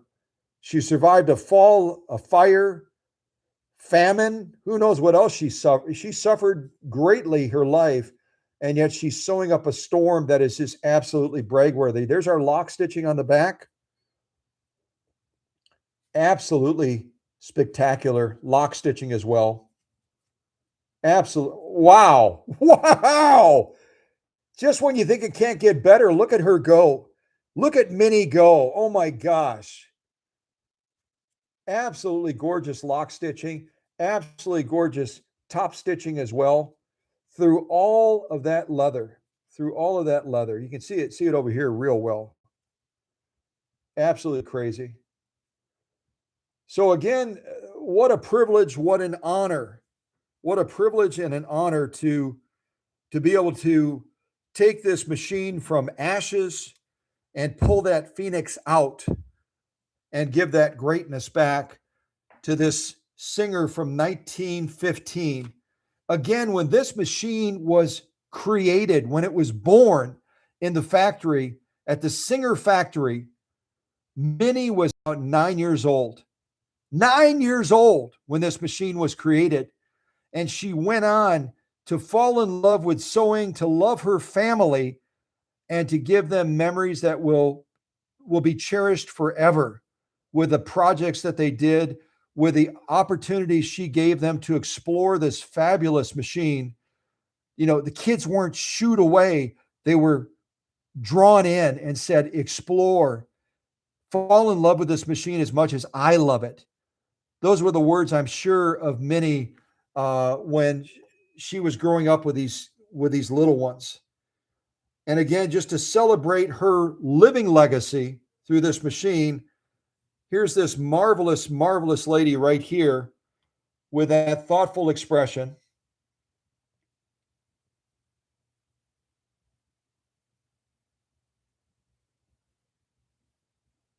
Wow. Wow.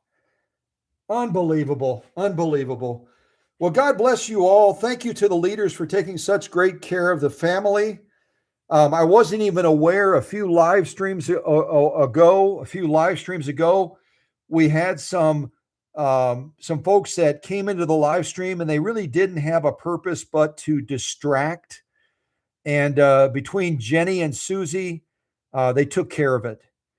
We want a family friendly environment. We want an environment where people can celebrate these marvelous creations, these marvelous machines, and the marvelous memories of these individuals and families.